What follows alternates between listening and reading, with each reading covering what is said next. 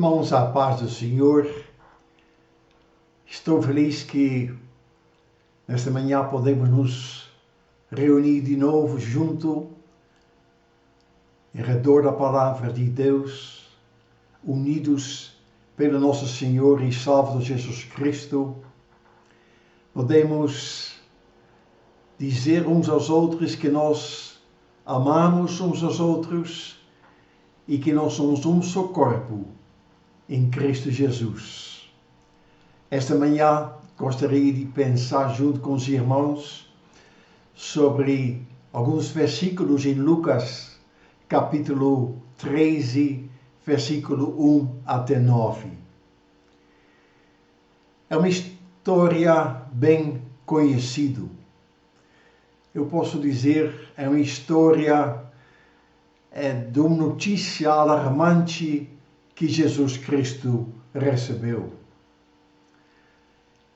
Em capítulo 12 de Lucas, nós estamos vendo que o Senhor Jesus ele está andando com seus discípulos, ele está ensinando eles para não andar ansioso, para não ficar preocupado com o que comer e beber, mas ele disse: busca em primeiro lugar o reino de Deus e prepara-te para a chegada do noivo. Então, ele também fala que nós temos de cuidar uns aos outros, os nossos conservos, os nossos irmãos, os nossos irmãos com quem nós estamos caminhando naquele caminho que é a verdade. Aí, quando Jesus está lá junto com os seus discípulos, num ambiente agradável, ambiente bom, de repente, chega algumas pessoas de Galileia e eles começam a falar sobre aquilo que aconteceu em Galileia. Podemos saber que o Galileia era um lugar onde Jesus era bem conhecido. Ele passou lá a infância dele, ele cresceu lá, por isso também ele é chamado o Galileu. Em Lucas 2, versículo 39, lemos que ele cresceu na cidade de Nazaré. Em Mateus 2, nós lemos que ele chama ele de Galileu, versículo 23. E além disto, a maioria dos discípulos de Jesus também era de Galileu. Dos 12 discípulos, 11 eram de Galileia. E só um que não era, e este era Judas. Por isto, quando os anjos estavam falando com eles, quando os discípulos estavam olhando para Jesus, quando ele subiu ao céu, ele disse para eles: homens galileus, por que estáis contemplando as alturas? Este Jesus que dentre vós foi elevado ao céu, retornará do mesmo modo que o viste subir. Então, o Galileia, o lugar onde Jesus tinha raízes, onde ele devia conhecer bastante pessoas. E quando Jesus então está lá com os seus discípulos, chega aquelas pessoas e dizem que foram mortos por Pilatos galileus que estavam fazendo os sacrifícios deles a Deus. E pior, irmãos, porque Pilatos era um homem cruel, ele sacrificou também, diz o versículo 1 de Lucas 13, o sangue dos galileus junto com o sacrifício deles. Eu creio que se fosse eu que ia receber uma notícia assim, que ia me abalar. Mas na história nós estamos vendo que Jesus não se abalou tanto. Mas Jesus, conhecendo o homem, conhecendo o coração do homem, ele entendeu o que eles queriam saber. Ele disse em versículo 2, vocês pensam que se aqueles galileus forem mortos desse jeito, isso quer dizer que eles pecaram mais do que os outros galileus? De modo nenhum. Eu afirmo a vocês que, se não se arrependerem de seus pecados, todos vocês vão morrer como eles morreram.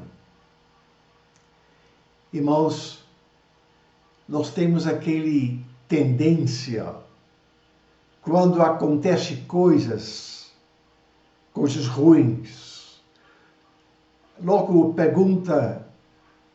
a ideia vem no nosso coração, na nossa mente, que será que eles fizeram? Será que eles abandonaram Deus? Será que eles fizeram um grande pecado? Mas Jesus disse não. Eles não pecaram mais do que os outros. Aí Jesus disse também em versículo 4, e vocês lembrem-se daquele 18, do bairro de Siloé, que foram mortos quando a torre caiu em cima deles? Vocês pensam que eles eram piores do que os outros que moravam em Jerusalém? De modo nenhum. Eu afirmo a vocês que, se não se arrependeram dos seus pecados, todos vocês vão morrer como eles morreram. Aí Jesus está colocando uma verdade universal. É uma verdade que é fundamento para nós todos. E qual é? Em Romanos 5, versículo 12, nós lemos: o pecado entrou no mundo por meio de um só homem, e o seu pecado trouxe consigo a morte. Com resultado, a morte se espalhou por toda a raça humana, porque todos pecaram. Isso aqui, o apóstolo Paulo está dizendo, aquilo que Jesus afirmou em Lucas, que todos pecaram, que não tem um homem assim, sem pecado. Todos pecaram. Um pecou talvez mais do que o outro, mas o salário do pecado é a morte. E o pecado, ela entrou em todos os homens, seja rico, seja pobre, seja preto, seja branco, não importa. O pecado entrou naqueles tribos mais longe que talvez nós não conhecemos. Ela entrou na todos os seres humanos e ela trouxe para todos os seres humanos o mesmo resultado. É o afastamento de Deus e a morte espiritual. E a morte espiritual, ela também traz a morte natural. Meus irmãos, nós queremos pensar um pouco sobre isto. Eu gostaria de falar sobre 3 aspectos que estão ligados à salvação de uma pessoa. Então, em primeiro lugar, não é a quantidade do pecado. Não é quais são os seus pecados. A primeira coisa é que nós precisamos saber, antes que nós vamos ver esses três aspectos, é que todos pecaram. Mas, em cima disto, eu gostaria de dizer, Deus tem uma vontade com este mundo perdido, com este mundo que está no pecado, com este mundo que está morte. E nós lemos em Romanos 2, versículo 4, é o seguinte: ou será que vocês desprezam a grande bondade, a tolerância e a paciência de Deus? Vocês sabem muito bem que Ele é bom e quer fazer com que vocês mudem de vida. O propósito de Deus não é que as pessoas morrem no pecado.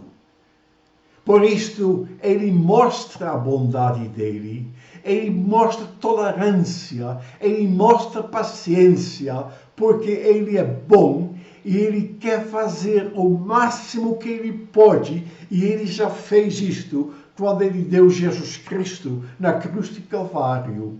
Ele quer fazer ainda o máximo que Ele pode, isto é, dar tempo a cada pecador para quê?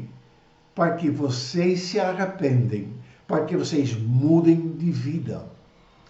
Esta é a grande verdade que nós precisamos segurar. A segunda é que é a vontade da pessoa. Irmãos, Deus respeita a nossa vontade. Deus respeita a nossa individualidade. Deus não fez de nós um trem que Ele colocou num trilho e Ele empurrou e nós vamos chegar no fim desse trilho no lugar que está marcado.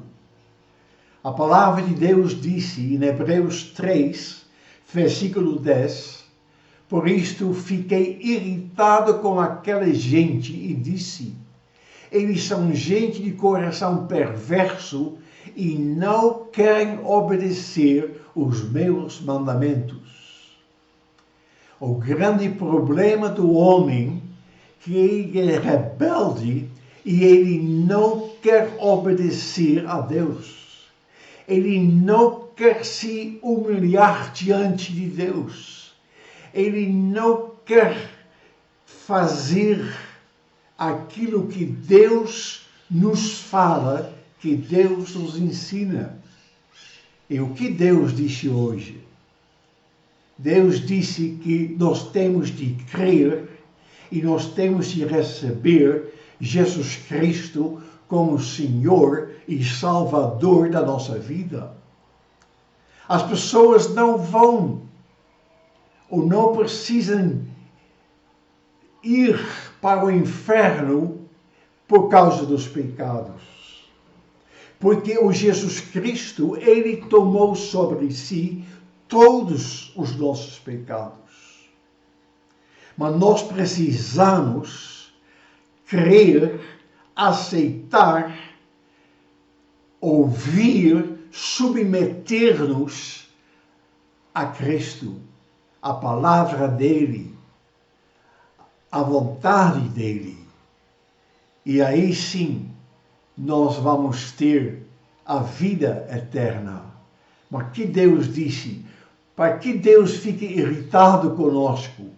Porque nós temos um coração perverso, todos pecaram, e nós não queremos obedecer a Deus. Nós não queremos obedecer aquilo que Ele nos ensinou. Nós não queremos andar no caminho que Ele nos mostrou. O terceiro ponto é: Deus dá tempo, momentos, oportunidades. Irmãos, Hebreus 3, versículo 15 disse: e isso é que as Escrituras Sagradas dizem: se hoje vocês ouvirem a voz de Deus, não sejam teimosos, como foram os seus antepassados, quando se revoltaram contra Ele. Eu creio que cada pessoa aqui neste mundo, ele vai ter uma oportunidade, ou ele vai ter talvez 2 oportunidades, ou 3, ou 4, eu não sei. Mas ele vai ter momentos que Deus fala a vida dele, que Deus toca através do Espírito Santo no coração dele, que Deus chama ele, mas que a palavra de Deus disse: eles não querem ouvir a voz de Deus.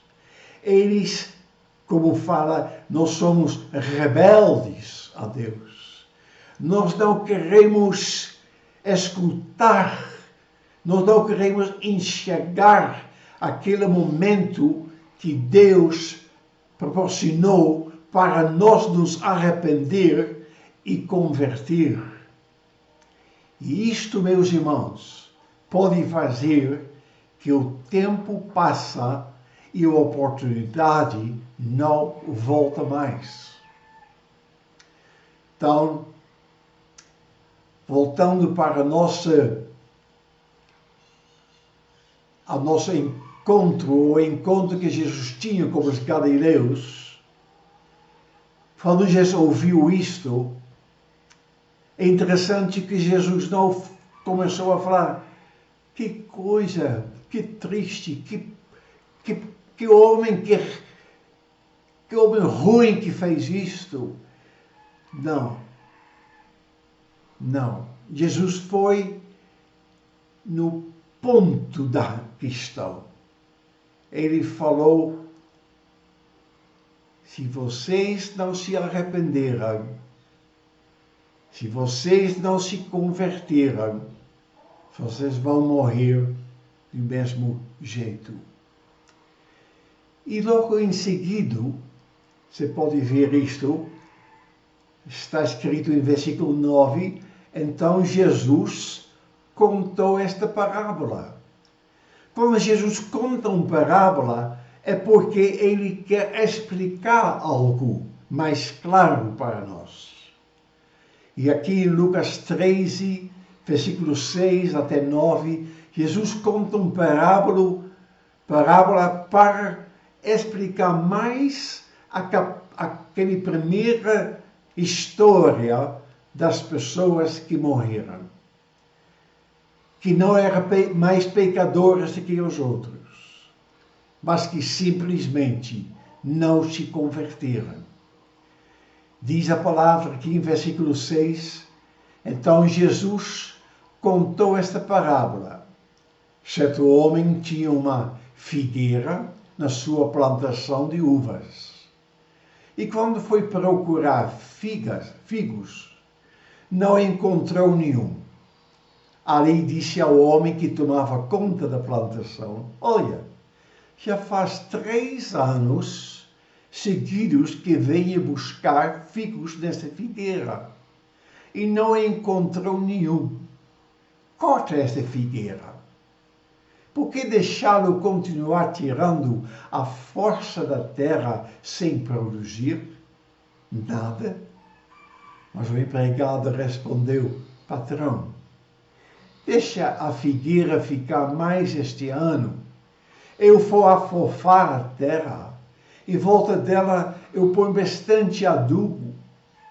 Se no ano que vem ela der figos, muito bem. Se não der, então manda cortá-la. Irmãos, Jesus aqui contou esta parábola para nos ensinar algumas coisas. Primeira coisa, Jesus contou esta parábola para mostrar que vai chegar um dia em que Deus nos chamará procurando frutos da justiça. A Bíblia diz que cada homem vai precisar chegar diante do tribunal de Deus. Cada homem. Você um dia vai chegar diante de Deus e você vai prestar conta da sua vida. E Deus vai procurar frutos. Talvez Deus já está procurando frutos da sua vida hoje. Não sei o que você está produzindo. Está produzindo pecados, produzindo coisas que fazem mal, que ofendem Deus. Talvez você está produzindo nada para o reino de Deus. Então, nesta primeira coisa, Deus vai chegar para procurar frutos da justiça na nossa vida. E aqui fala na parábola que ele fez isso durante 3 anos. A Bíblia falou, nós temos lido que Deus é paciente. Deus tem paciência. Deus já teve muita paciência com o ser humano. Nós não temos tanta paciência um com o outro, mas Deus tem conosco. Mas vai chegar o dia que termina. A segunda coisa, antes de contar a parábola de figueira improdutiva, Jesus tinha avisado que todos que não se arrependem perecerão. Jesus está mostrando aqui que não tem escape, não tem jeitinho, não tem para escapar. Todos pecarão. E a morte, ela chega a todos. A morte física, mas Jesus aqui está falando especialmente sobre a morte espiritual. A separação eterna de Deus. São os pecados nossos que nos separam de Deus. O terceiro, Jesus disse que nossa vida é limitada. Você não tem vida eterna aqui na terra. Essa vida que nós temos aqui na terra é para nos acertar, preparar nossa vida. É para servir o nosso Deus. Algumas vezes Deus fala no Antigo Testamento para alguém: prepara a tua vida porque você vai morrer. Irmãos, esta mensagem para nós todos. Temos de preparar a nossa vida porque nós vamos morrer. Lá, a história que Jesus recebeu foi Pilatos, foi a torre. Hoje nós estamos vendo muitas pessoas morrendo pela pandemia, mas um dia nós vamos morrer. Podemos morrer de Covid, podemos morrer de outra coisa, podemos morrer talvez de nada, simplesmente parar de viver. Mas depois daquele momento que nós morremos, nós temos de chegar diante de Deus. E nós vamos prestar conta a Deus. E nós vamos falar o que nós fizemos com nossa vida. Irmãos, amigos, se você não tem certeza da vida eterna,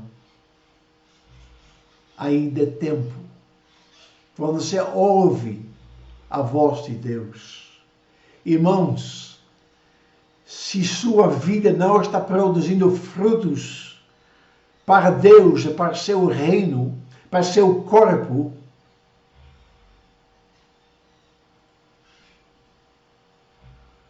Jesus falou o que vai acontecer. Então, eu pensando sobre esta história, sobre a lição que Jesus deu aqui. Irmãos, eu pensei em algumas coisas. Às vezes eu tenho dificuldade, eu não sei o que pedir a Deus nas minhas orações. Porque Deus não vai arrepender pessoas. Eu não posso arrependê-los. Eles, você tem de se arrepender. Então, o que eu posso orar? Eu posso orar, Senhor, deixa ainda este ano, deixa ainda em vida, para que ele pode ter mais, ou ela pode ter mais uma oportunidade de ouvir, de ser tocado, de entregar-se a Jesus. Isto me ajudou. Eu oro agora para meus conhecidos. Eu oro para as pessoas com quem eu convivo e não conhecem Jesus, para que Deus dá tempo a eles. E nesse tempo, o lavrador pode tratar, talvez pode colocar adubo, fofar a terra, mas que ele pode começar a dar fruto. E a primeira coisa é deixar Cristo entrar na vida dele, ser salvo e produzir frutos para o reino de Deus. Eu peço a Deus para que as circunstâncias em que as pessoas vivem podem contribuir para eles se entregar, se render a Jesus. Irmãos, eu comecei a falar, dizer o seguinte: Deus tem paciência, Deus tem amor, Deus espera até que as pessoas se entregam. Mas Deus não pode mudar a vida de uma pessoa que é rebelde. Irmãos, eu falei que a responsabilidade é nossa quando nós ouvimos a voz de Deus, para não fechar nosso coração. Amigo, não feche o coração para Deus. Irmão, se o Espírito Santo te convence de alguma coisa, não feche o coração.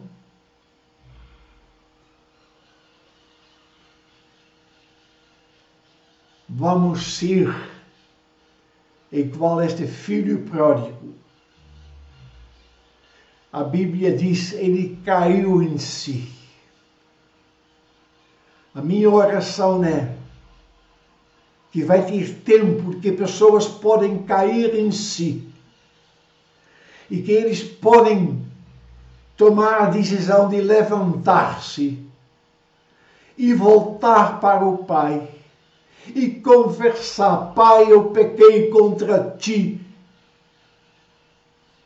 e contra Deus. Não sou digno de nada, mas quero ser o seu servo. E que eles podem ouvir: vem cá, vou te dar um abraço. Você agora é meu filho, através da fé em Cristo Jesus. Você agora pertence de novo à minha família. Irmãos, não há vida mais bonita do que a vida em comunhão, andando com Deus, com Ele. E eu creio, nesse tempo de notícias ruins que nós estamos tendo, vamos deixar de perguntar quem é culpado. Vamos deixar de acusar. Vamos orar: Pai, dá oportunidade, dá mais tempo para as pessoas, para que eles se entregam a Ti e recebem graça, vida eterna, e que eles recebem a glória que Tu tens prometido para cada um que confia em Jesus Cristo, Teu Filho amado. Meus irmãos, meus amigos, este é o caminho. Hoje, se você ouve a voz de Deus, não endurece o seu coração,